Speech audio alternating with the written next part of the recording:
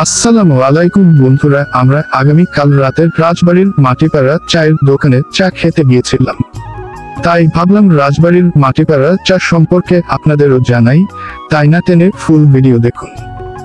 এই রাজবাড়ির মাটিপাড়ার একটা কাপ চায়ের জন্য প্রতিদিন ভিড় জমে যায় মাটিপাড়া স্পেশাল চায়ের দোকানে। চায়ের ওপর এমন ফেনা যেন কফির লাতে বানানো।